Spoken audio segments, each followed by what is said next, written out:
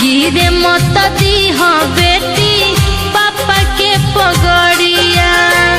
बाउर भइल बाटे सबके नजरिया, बाउर भइल बाटे सबके नजरिया।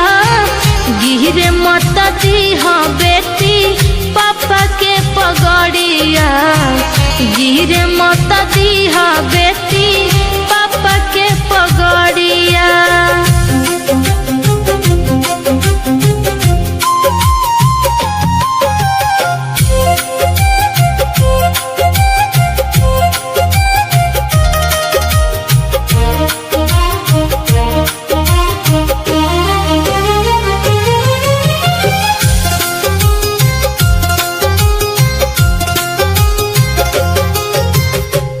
दुनिया रंगीन बाटे लोग बहकाई, सबका से बच के खाली करी हो पढ़ाई।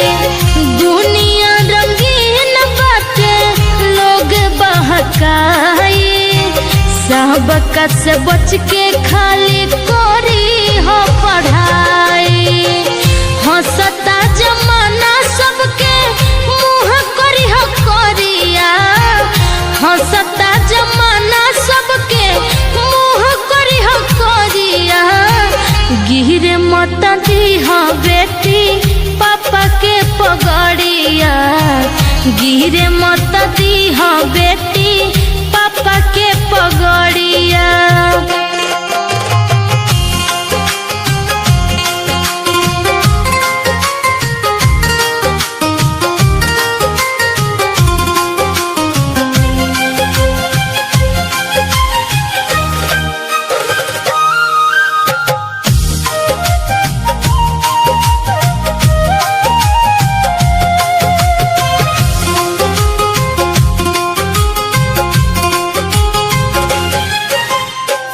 हर घर के इज्जत होली बेटी अनुधान हो, बुझी हसलोनी अपना पापा के मान हो।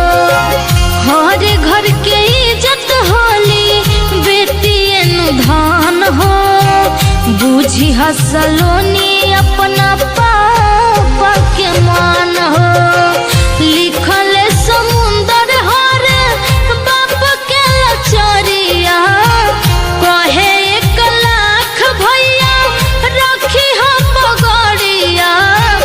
गिरे मत दीह बेटी पापा के पगड़िया, गिरे मत दीह बेटी पापा के पगड़िया।